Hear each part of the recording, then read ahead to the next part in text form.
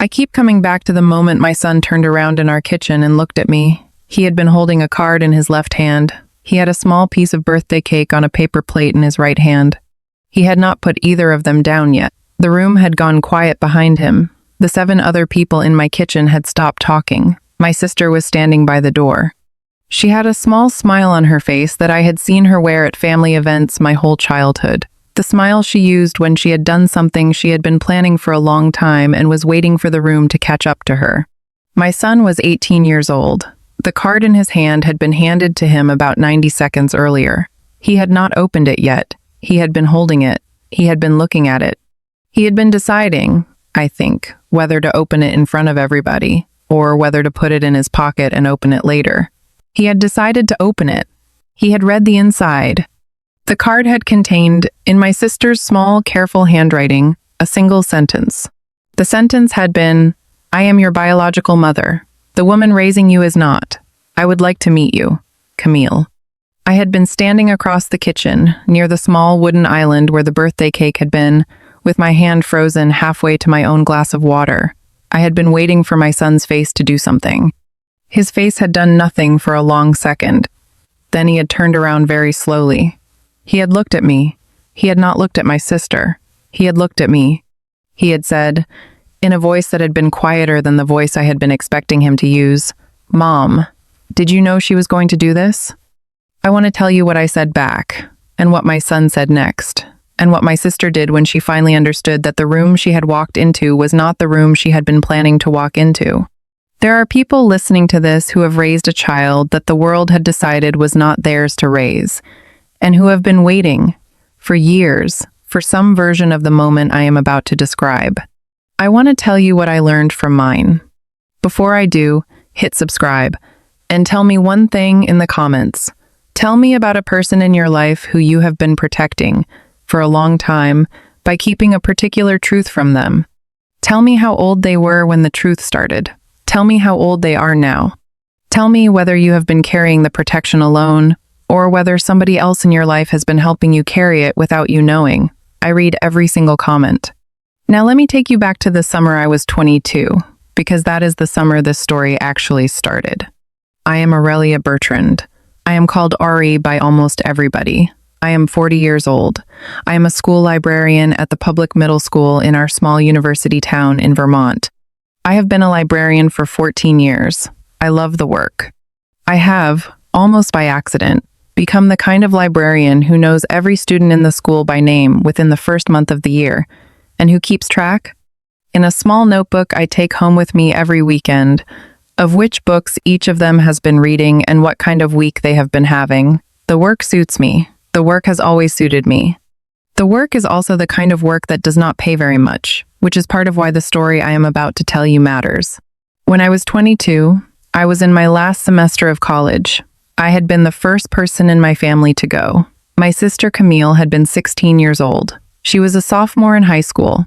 She had been a difficult teenager in the small ways some teenagers are difficult. She had been sneaking out. She had been failing several classes. She had been spending most of her time with a small group of older boys our parents had told her to stop spending time with. She had not stopped. In the spring of that year, Camille had told our mother that she was pregnant. I want to tell you what my parents decided to do, because the decision is the engine of the next 18 years of my life. My parents had been people who cared, more than they cared about most things, about what other people in our small town thought of our family. My father had been a high school principal in a neighboring district.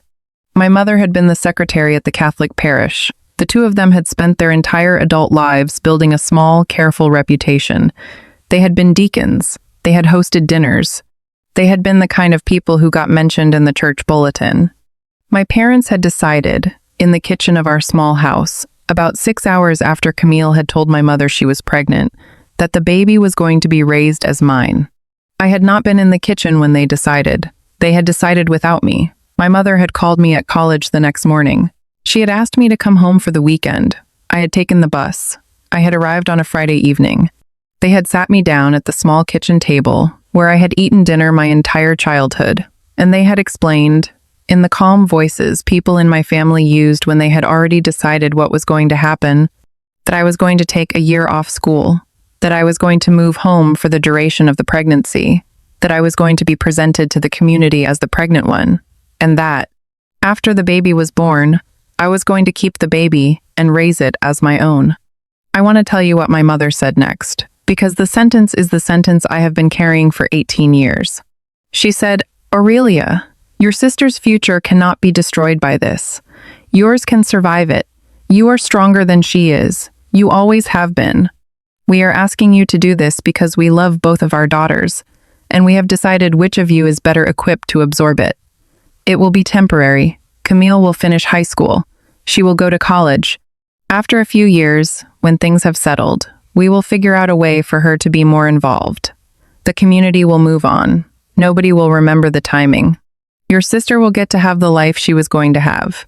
You will get to be the kind of person who held the family together when it needed to be held together. We are proud of you for being the person we have decided you are." She said this in front of my father, who nodded. She said it in front of my sister, who was sitting at the same kitchen table, who was 3 months pregnant, who had been crying for most of the previous week, and who had not spoken during the conversation. I had looked at my sister. I had looked at my parents. I had looked at the small kitchen table where I had eaten breakfast every morning of my childhood. I had said yes. I want to be honest about why I said yes. I had said yes because I had been 22 years old, and I had not yet figured out that I was allowed to say no to my parents on a question of this size. I had also said yes because I had loved my sister, and I had not wanted her to go through what they were saying she would have to go through if I refused. I had also said yes because the version of me that my mother had described in that sentence, the stronger one, the one better equipped to absorb things, had been the version I had been quietly trying to be my whole life, and the role she was offering me was a role I had been auditioning for since I had been a small child. I had taken the year off school. I had moved home. I had been presented to the community as the pregnant daughter. The community had received the information politely. There had been some whispering. The whispering had subsided within a few months. My sister had been kept mostly out of sight during the 3rd trimester. My parents had told the community she had been studying abroad for the semester at a school in Quebec. The community had accepted that. My son was born in October of that year. He was born at 3 in the morning, in a small hospital in the next county, where my parents had taken me to give birth so that the local hospital staff would not be involved. The doctor had been a woman my mother had known from her parish. The papers were signed in a quiet way. My name was put on the birth certificate as the mother. The father was listed as unknown, which had been my parents' decision, not the actual situation, which was that the father had been a 19-year-old boy from my sister's high school who had been told by his own parents to never speak to anybody about it again, and who had moved away within a year and had not been in contact with my family since. I had named my son Soren. The name had been mine. My sister had not been allowed input. My parents had not chosen. I had been allowed, in the small way I had been allowed things, to pick the name. I had picked Soren because I had been reading a book in my Scandinavian literature class, the spring before I had moved home, and the name of the protagonist had been Soren, and the name had stayed with me. It had felt, in the moment of naming, like the only thing I was going to be allowed to do that was actually mine. I want to tell you about the next 4 years quickly, because they were the years that turned me into his actual mother. My parents had told me, when I had agreed to the arrangement, that it would be temporary. They had told me Camille would be more involved within a few years. The few years had passed. Camille had not become more involved. Camille had graduated from high school. Camille had gone to college on a scholarship our parents had quietly worked out for her with a small Catholic college a few hours away. Camille had finished college in 4 years. Camille had moved to Denver after graduation, where she had taken a job at a corporate firm, where she had eventually become a marketing director, where she had built a small, successful life that had no apparent room in it for the child she had given birth to at 16. My parents had stopped saying the word temporary by the time Soren was 3. They had stopped pretending the arrangement was going to evolve. They had begun, in small ways, to expect that I was the mother now. They had begun to refer to me as his mother in front of him. They had begun to refer to Camille as his aunt. The community had received the same information. The whispering had long since subsided. By the time Soren had been 5, almost nobody outside our immediate family had remembered the timing. He had become my son. I had become his mother. I had not minded. I want to be honest about this. By the time Soren had been 5, I had loved him in the way mothers love their children. I had not been resentful about the role. I had been resentful about the arrangement, and about my parents, and about my sister. I had been clear, by 27, that I had been the person in the family who had been used. I had not let any of that touch how I felt about Soren.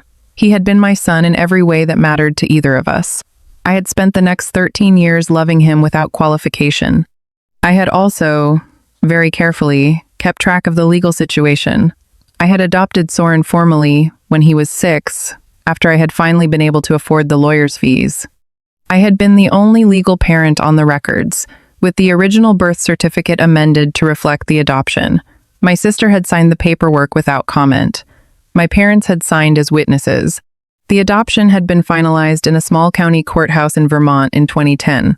The paperwork was in a folder in the bottom drawer of my desk. In a fireproof box my husband Reza had bought me one Christmas, where it had been sitting for the last 12 years. I want to tell you about Reza. He is the person who made the next part of my life possible, and the part of this story I am most grateful for. Reza Karimi had moved to our town when Soren was 8. He had been hired by a small software company in our university town. He had been 30 years old. He had been originally from Tehran, had left Iran at 15 with his family, had grown up in Toronto, and had come to Vermont for the job. He had met me at a small wine and cheese tasting at our town's library, which I had organized as a fundraiser. He had been the only person at the tasting who had asked me real questions about my life. He had asked me about Soren within the first hour. I had answered honestly. I had not lied to him. I had told him the entire story, including the parts I had not told most other people. He had listened without flinching. He had told me, at the end of the conversation, that he had wanted to keep talking to me. We had been married for 11 years by the night of Soren's 18th birthday. Reza had become, in the way some men become parents, the father Soren had not had. He had not tried to compete with the role I had already filled. He had built his own kind of presence, quietly, over the years. He had taught Soren how to fix small things. He had taken Soren camping. He had explained to Soren, when Soren was 10, what it meant that they were not blood-related, and that he was choosing Soren anyway. They had been, by the time Soren was 18, the kind of father and son who had inside jokes that nobody else in our family understood. Reza was the one who had been planning the small birthday dinner that night. He had been making lasagna in our kitchen since 6 in the morning. He had picked the wine. He had made the salad. He had decorated the dining room with small string lights he had been saving from our wedding. I want to tell you about the dinner. The dinner had been small. I had invited 8 people, Reza and me, Soren. My parents, who had grown old and somewhat sorry and had been trying, over the last several years, to find their way back to a relationship with me and with Soren that had not been on the terms they had once imposed. My best friend Theodora, who had been a teacher at our middle school for 20 years and who had known Soren since he was 8.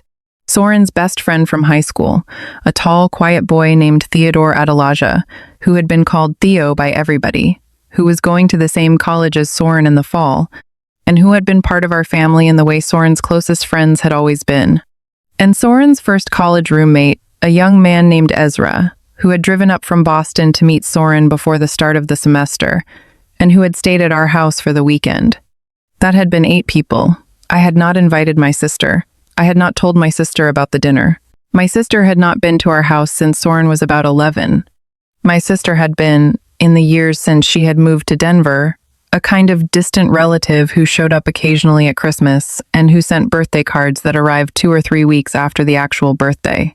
She had been someone Soren had asked me about 3 or 4 times in his life. In the careful, curious way kids ask about people they sense are more important than the family has been letting on.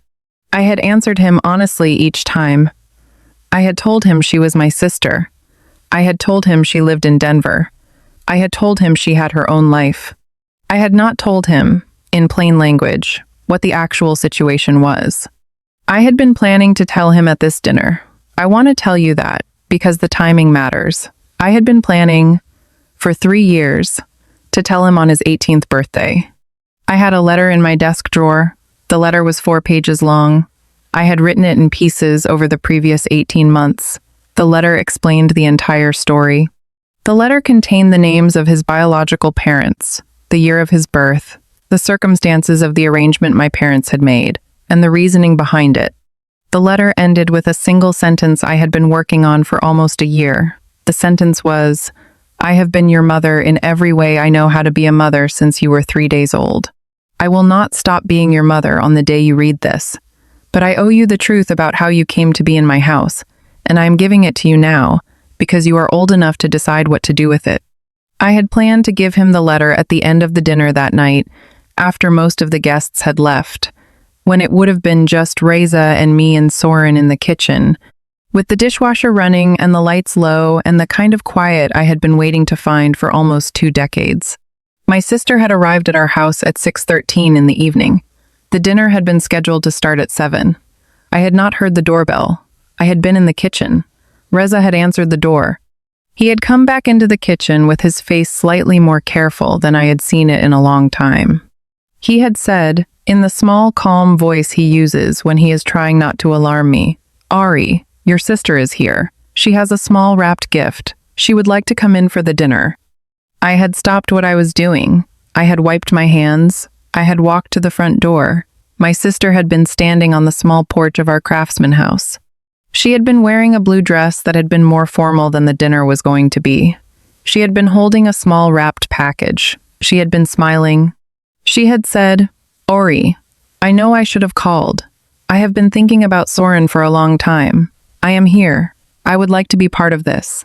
I have brought him a small gift. May I come in?" I want to tell you what I had been thinking in that moment. I had been thinking that my sister had not asked me about Soren for at least 3 years.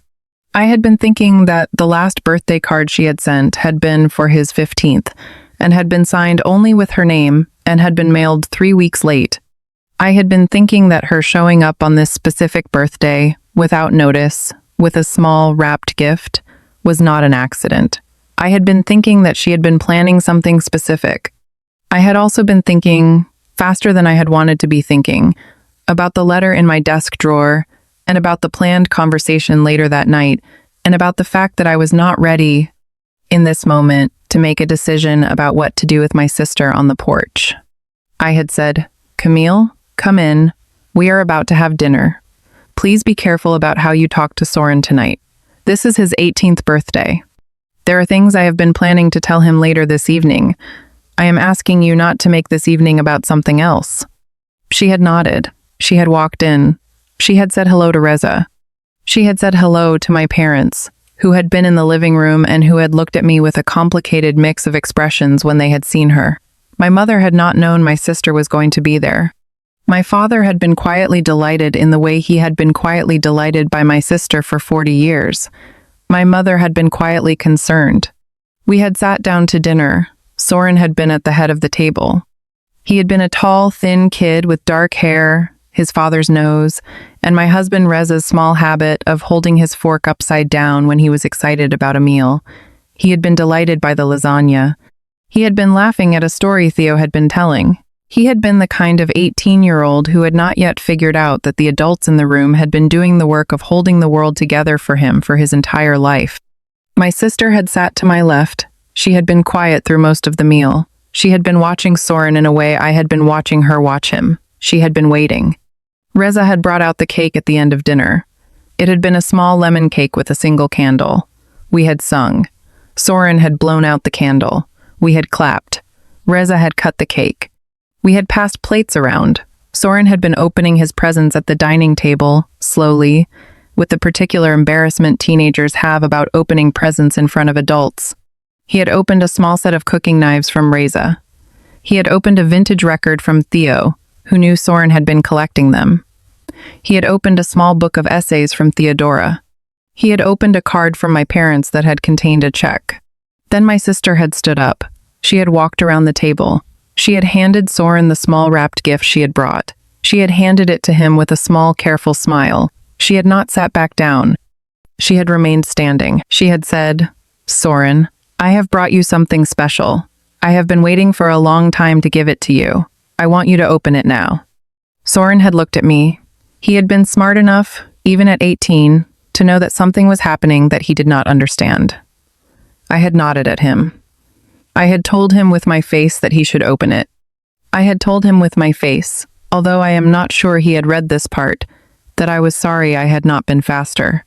He had opened the small wrapped package. Inside had been a small framed photograph. The photograph had been of my sister, at 16, holding a small infant. The infant had been him.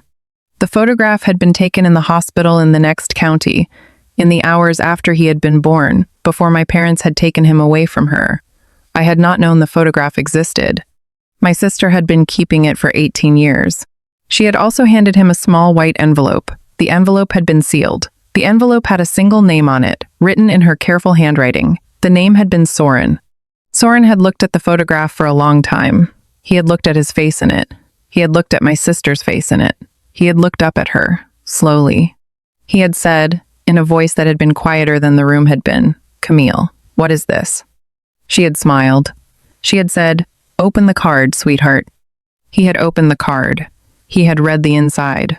The card had contained the single sentence I told you about at the start. The sentence had been, "I am your biological mother. The woman raising you is not. I would like to meet you, Camille." The room had gone completely silent. My mother had made a small sound, like a person who had been holding her breath for a long time and had finally let it out. My father had set down his fork. Reza had been watching me. Theo and Ezra had been watching Soren. Theodora had been watching me too.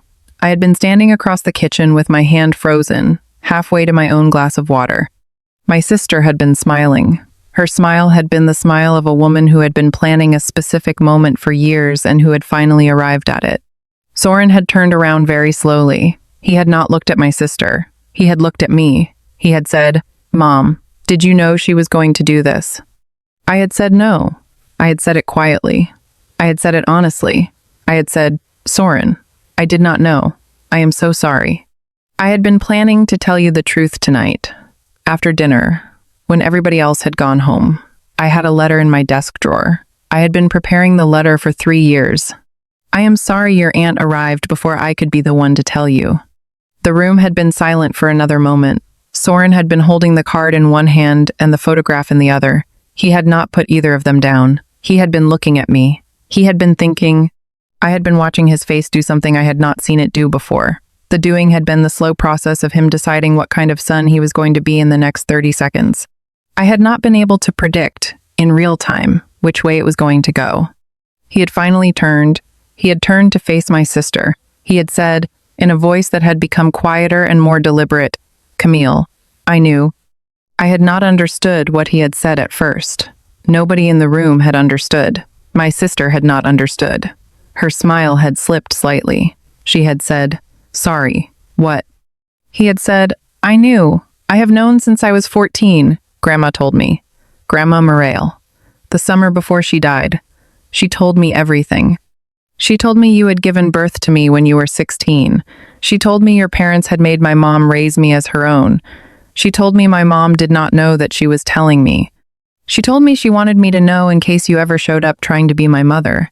She told me I should make my own decision when the time came, but that I should know who had actually been my mother, and who had been the woman who had given birth to me, and that these were not the same person in my life.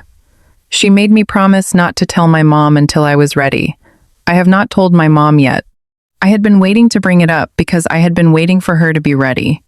He had turned back to me. He had said, "Mom, I have known for 4 years. I am so sorry. I had been waiting for you to be ready to tell me. I knew you would tell me eventually. I knew you had been carrying it. I did not want you to know that I knew, because I did not want you to feel like you owed me an earlier conversation than the one you were preparing for. I have been waiting for you to be ready. I was hoping you would tell me tonight. I think you were going to." I want to tell you what happened in my body when he said that. I had been standing in my kitchen with my hands still on my glass of water. I had been the woman who had spent 18 years carrying a secret for the safety of a child. The child had spent 4 years carrying the secret back, for the safety of me. The two of us had been holding the same thing for each other in opposite directions for almost half a decade, without either of us knowing what the other one had been doing. My grandmother, who had died 4 years earlier and who I had loved, had been the only person who had known both halves of it. She had been managing the two of us, from her hospital bed, in a way I had not understood until that moment in the kitchen. I had started to cry. I had not been able to stop. Reza had walked across the kitchen. He had put his arm around me. He had not said anything. He had simply held me. Soren had set down the card and the photograph on the table. He had walked across the kitchen too. He had hugged me. He had said, very softly, "Mom, it is okay. I love you. You are my mom. None of this changes anything." My sister had been standing by the door. Her face had been the face of a woman who had been planning a specific reveal for years, who had practiced it in front of a mirror, who had been ready for several different versions of how the room might respond, and who had not been ready for the version that had actually happened. She had been holding the small, empty wrapping paper from the gift. She had been looking at the photograph on the table. She had said, in a voice that had been smaller than the voice she had walked in with, "Soren, I am sorry. I had no idea your grandmother. I did not know." Soren had turned to her. He had said, "Camille, I'm going to ask you to leave my mom's house now. I am going to ask you to leave, because what you just did was not for me. It was for you. You did not show up tonight to be my biological mother. You showed up to be the person who told me. You wanted to be the one who delivered the news. The news had already been delivered. The person who delivered it has been dead for 4 years. The version of this conversation you have been planning is not the conversation that gets to happen. I would like you to leave. I do not want to know you yet. I might want to know you eventually. I do not know yet. I am 18. I have my whole life to figure out what I want from a biological mother I have never spent time with. I do not need to figure it out tonight. Tonight is my mom's birthday with me. You came here for yourself. Please go." He had said it very calmly. He had not been raising his voice. He had been, in that moment, the most adult person in our small kitchen. My sister had nodded. She had picked up her bag. She had walked to the door. She had paused before she left. She had looked at me. She had said, "Ori, I am sorry. I did not know about Grandma. I did not know about the letter you were going to write him. I have been thinking about him for a long time. I should have called you first. I am sorry." I had nodded. I had not been ready to say anything to her. She had walked out. The door had closed behind her. The room had stayed quiet for almost a minute. I want to tell you what we did next, because the doing of it has been the part of the year that I have been sitting with for the longest. We had finished the cake. We had not pretended that nothing had happened. We had talked about it openly, with my parents and Reza and Theodora and Theo and Ezra all in the room. My parents had cried. My mother had apologized.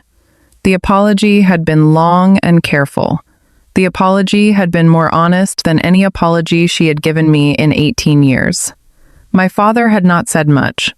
He had sat with his hands in his lap and looked at Soren and not been able to say anything that had felt like enough. We had ended the dinner around 11. Theo had gone home. Ezra had gone to the guest room. Theodora had hugged me at the door before she had left. My parents had driven home. Reza had cleaned the kitchen. Soren and I had sat on the porch. I had given him the letter from my desk drawer. He had read it. He had cried while he read it. I had cried while he read it. When he had finished, he had told me he was sorry I had been carrying the writing of the letter for 3 years. He had told me he wished he had been able to tell me sooner that he had known.